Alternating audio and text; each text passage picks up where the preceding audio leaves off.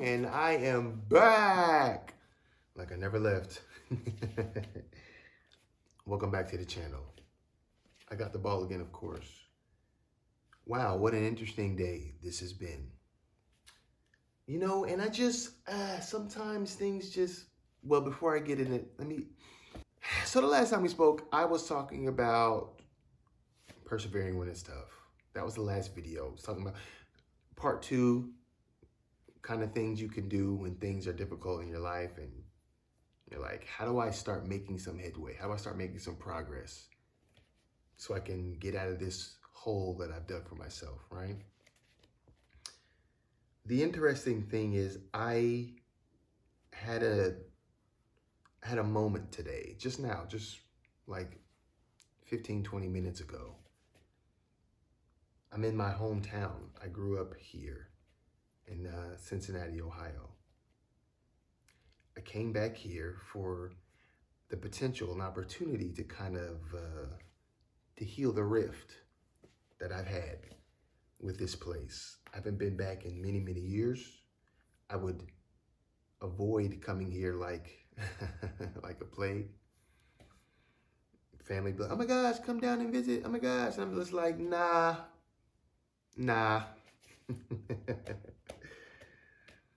So the small amount of time that I would spend here over the course of, let's just say the last 20 or so years, it was very little, and then I would go limited places.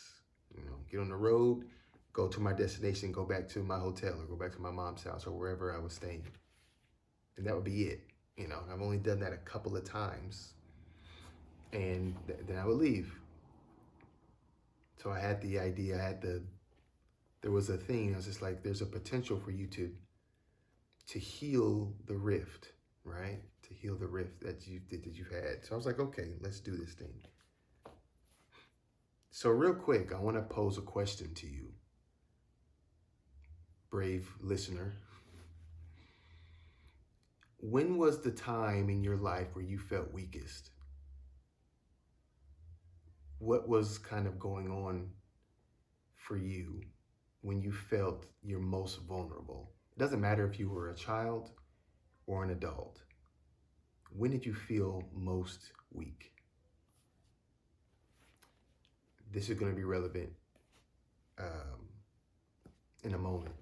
So I'm driving around, right? I'm driving around, I went to the store to grab some things, and I had the idea to, you know, kind of go back to the neighborhood where I used to live and just kind of see it. I haven't been there in like a solid 20 years, right? That may not be an exaggeration. It might be like 20 years. And I know that a lot has changed since I've been away, but you know, you like to get your eyes on things. I don't think it's been a whole 20 years, but it's been, you know, maybe a solid like 15. It's crazy.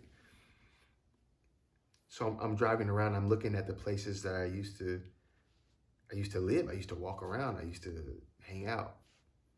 And I'm just seeing how much things have changed, and I'm comparing it in my mind, what it is right now versus how it used to be, and the people that used to be around, and the energy that it used to carry. And it was so fascinating to me because I'm looking at things, everything seems much smaller now. Obviously, my vantage point used to be a child's vantage point. I'm talking single digit age, you know, from 5 to like 9 years old. That was my vantage point. I was very small, right? Obviously, we're all small as children and we grow bigger. But it seemed much smaller than what it used to be. Besides the fact that I've grown physically taller, it seems smaller to me. And then I had the thought that there was a potential, maybe it's because I've grown, not just physically, but emotionally and you know, just internally, spiritually, I've grown. And so this city that used to have this ominous kind of insurmountable feel to it, where there was no way that I can get ahead or to defeat it head on. That was the feel I had. Now it's just like it seems very tame. So I'm driving around. I'm my old neighborhood. I go to my old. Well, first of all, there's this road, and I'm going up the road, and there's so much stuff that's been built there. But there used to be this shop, and it was like a corner store. Yeah, it was a corner store. And they sell ice cream in there and candy and drinks and all the things, and that was what it was. And it was a parking lot. So I'm driving up to this place, and it's gone. It's like apartments now. And there's a gated entrance to for the parking lot. It's gated, so you can't even get in. And I was just like, wow, this used to be a place where there's memories of my family and I walking up here, in the summertime and going to get ice cream or going to get candy. And my mom telling me stories about how candy used to be like 10 cents and stuff, and like all these different things. And tell me about like they were called Hawk bars, and they were like 10 cents or whatever, all these things, and how the stuff has changed. And this is when I was a child. And you tell me about this stuff, and I'm like, some of these places are still there. They've changed, right, since she was a child. But so now I'm driving back to see these places, and they're gone. They're not there anymore. The road is still there, but all the businesses and the things have changed. It's like a residential area now. And it was a little off-putting because I started to have this very real realization that the place that I knew is gone, so I can't face it the way that I wanted to necessarily, to kind of reposition how I felt as far as like my safety was concerned and relative to this place. And it's just like, honestly, it's not really a bad thing because it's built up, it looks better, it feels better. It's just, one of those things I in a strange way was looking forward to. I don't really know how else to say it, but just to kind of look at things again from the vantage point of a man versus a boy. So I continue to drive, and I go down, and in this place down the road, I'm on this street, and that street's been there forever. And I remember, for some reason, a memory popped into my head, and I was talking to my mother about marriage. And I was definitely single-digit age, 7 or 8 or 9. And I just imagined, because I asked her about marriage and stuff, and I was like, imagining like, oh, I wonder what my wife looks like. And the funny thing about that is like I can still see the image of that person in my mind from literally, 20-something years ago, which I think is kind of fascinating. But I'm in the same lane where it's funny how these questions or certain things pop up and they're still just as real now as they were, 20 or 30 years ago or whatever the case may be. I don't know if you had that same experience, but that's what it was for me. So then the light turns green. I'm going down. I'm in my old neighborhood now. And I'm just looking around and I see something that catches my eye, that jogs a kind of painful memory. And, but I hold off. And I drive around the neighborhood. I see this old school, I think Douglas, was it? It used to be Frederick Douglass. And I see the place where we used to hang out with another little boy in the neighborhood. It looks different. I'm driving up to my old house because I remember in my old house, I planted a tree. I got a tree when I was in elementary school, a little sapling. It was like this big. And we got it at school one day and they, all right, go home and plant your tree. So this was over 20-something years ago. So I haven't, after we moved out of that house, we couldn't just go and check on it again because we didn't live there anymore. So I was just trying to see if that tree was still there. It's too hard to tell. I didn't want to get up in these people's property and, and peek around. It was really hard to tell, but there was a lot of stuff that shifted, a lot of stuff that was cut down. A lot of the area that used to be there looks very different, very run down. Some things were brand new when I lived there. So now, 20-something years later, they're very run down now. It's not really maintained. I don't know the situation, but I was just curious to see if that tree was there because, if you plant a tree, 20 years later, it'll be a pretty big tree, right? So that was just one of those things that it was too hard to see, but I really did want to. I was curious, but I moved along. I might go back. I'll probably go back and just see if I can, get a better look. But I moved along, and I'm just looking at the old buildings. I'm just like, man, and the people that used to hang out here, and how I felt, and the kind of stuff that would happen. And there's the school next across the street, and the stuff that happened at this school when I was growing up, and the people that I would be around, and just the feelings that I had.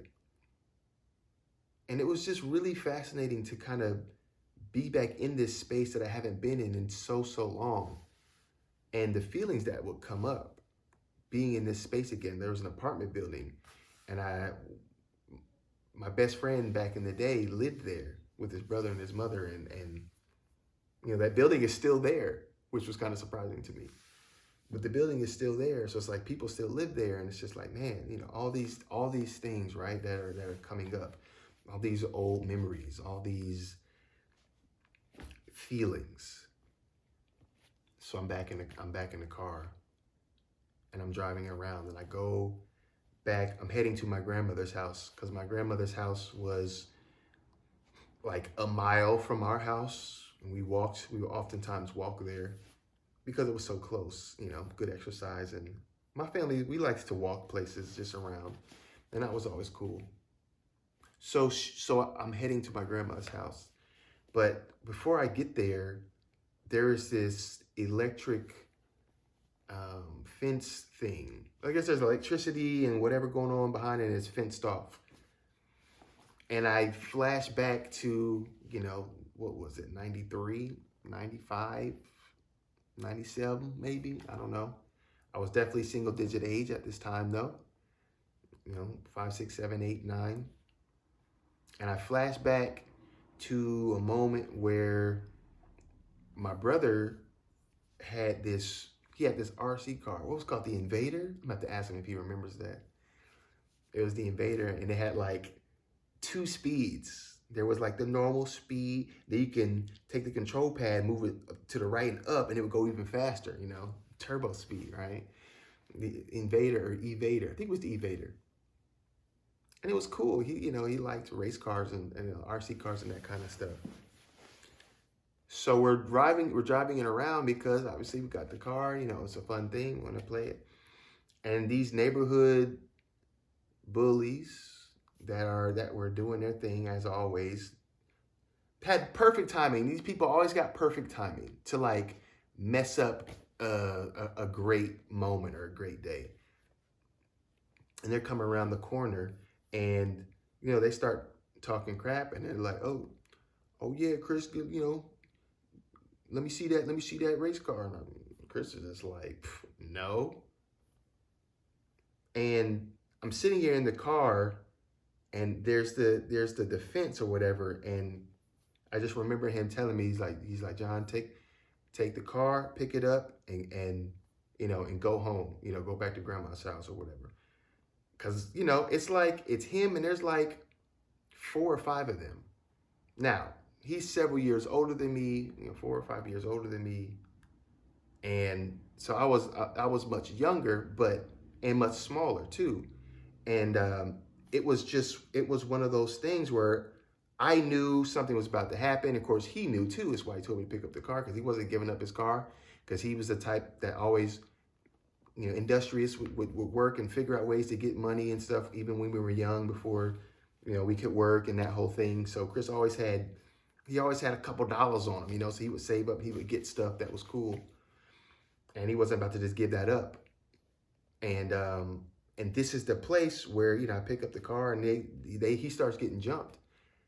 And I felt so helpless, because I was just a, 7 or 8 or 9-year-old, whatever. And there was these large teenagers, and it was multiple of them. And I felt helpless.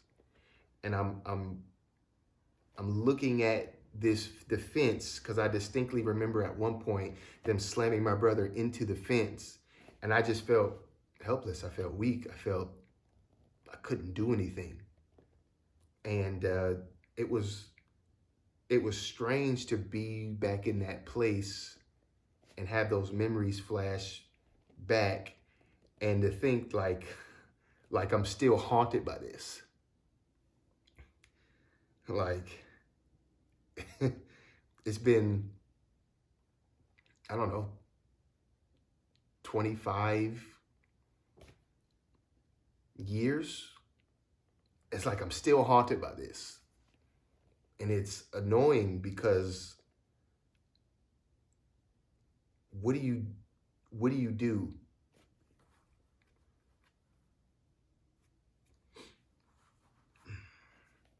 You know, like what do you do with that? And I remember, you know, when I got to a certain point, when I got to a certain age and I grew up and I started working out and stuff, it was like part of my motivation for working out was like to be strong. So people wouldn't have this tendency to pick on me or to pick on the people that I love, or and to think that they could get away with things, you know, unscathed or without there's not going to be any retribution or anything. And it was weird. It was tough. And I'm sitting here like reliving this thing, and it was difficult. It's like, man, I'm still like low key haunted by this. And it's like, you know, obviously things would be much, much different if something were to happen nowadays, you know, but that was like that was the moment in my life where there was, oh, I'm weak. There's nothing I can do here. What do you do with that? And you know, if you're talking about 20, 25 years later, it's just like facing it, right? And I guess using it as fuel to a certain extent to not be taken advantage of, or to not be hurt, or to not be harmed, or whatever the case may be. But it's an interesting realization. And I know that there are times where I've used that as fuel to do something greater, to do something to make myself better. But it's like, at the same time, I also want to heal it, because I don't want to be angry. I don't want to carry this thing that happened so long ago and still be haunted by it. Like, I want to be free of it, which is part of the reason why I'm here. It's part of the reason why I decided to be here, so that I could face some of these things and let them go. But it was just the realization was a bit more visceral. There was more, like, I got emotional, even recounting it. I got emotional, you know, thinking about it, because it was, then I started to think about other things. So I continued driving up the street. I'm looking at like old places, you know, my grandma's house is, you know, a couple 100 feet away at this point, and the houses that friends lived in and stuff. And just driving up and just like, wow, you know, my grandmother's house, there were so many memories in my family, aunts and uncles and grandfather and the siblings. We all lived there and stuff, you know. It was, but they sold it, because as life changed and evolved and everything. So I couldn't go in, unfortunately, but I drive around and I'm looking in the back of my grandfather's garage, and shed and stuff was gone.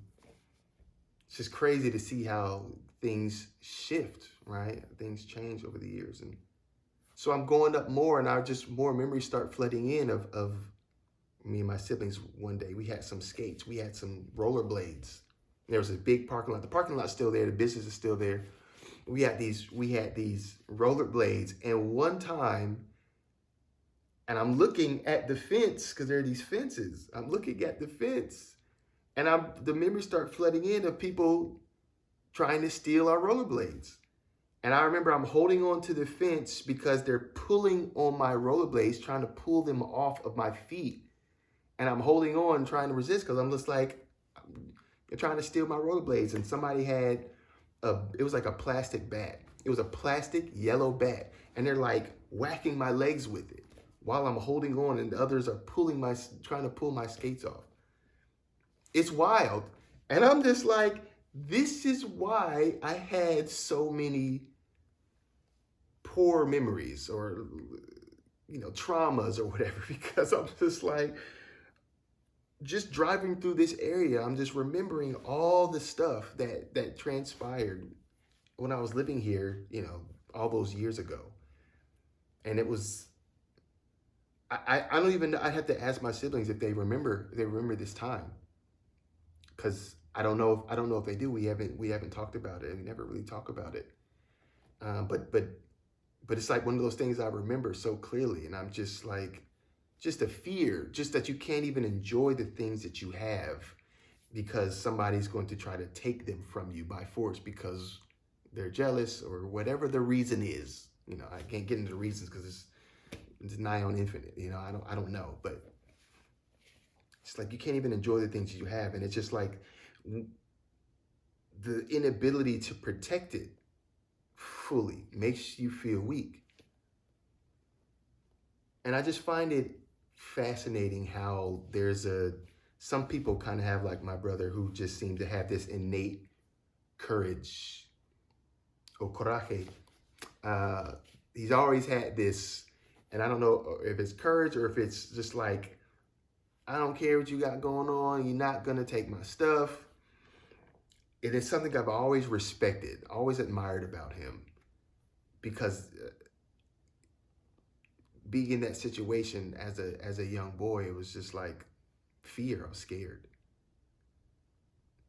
and again, just feeling unable to like do something, except just hold on for dear life and hope that there's like an adult or somebody that will come help, because it's a couple of us and there's many of them, and it's just like, why are they trying to take our things?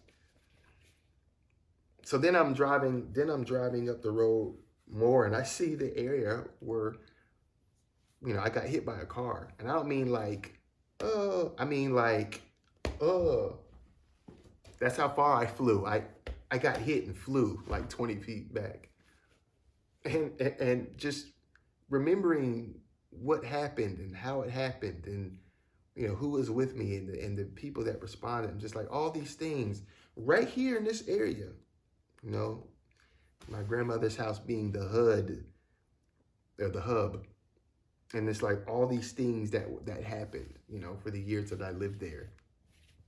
And it was just kind of fascinating to be in that space again. Although, like I said, it seemed a lot smaller. It seemed like it didn't have it didn't have as nearly as much ominous presence as it used to. And like I said, whether it's a combination most likely of physical growth, but spiritual growth, emotional growth, all these things.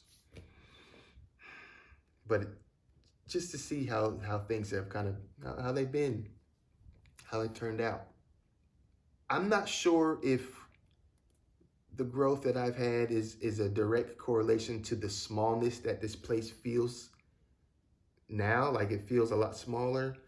But if there's something in your life, or a time in your life, or a place that you lived that seems so great, and you've done a lot of work on yourself and physically grown all these things, and you go back, or if you have any stories, like I'm curious if you've felt that similar kind of feeling where the place now seems smaller, not just because you've grown physically, but because of your evolution as a person, as a soul. Because I think it really says a lot. I've just based off this one experience real quick.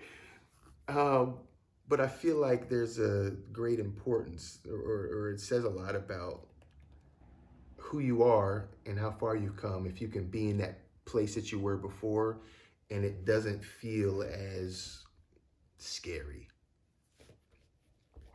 I don't know. I may be just be blabbing, but I don't know.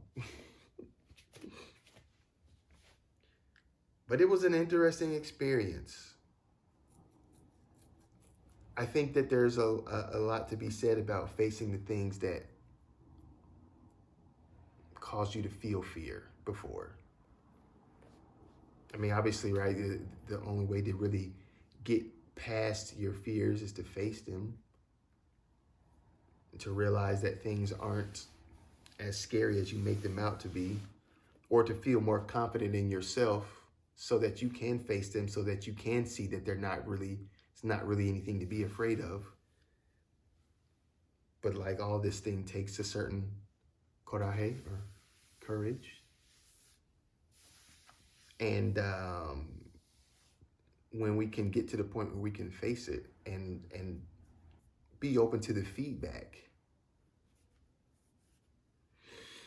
I think that's where a large portion of the benefit comes from. I had this song on while I was driving around. Every time I hear it, I usually put it on repeat, and I think I repeated it like 10 times.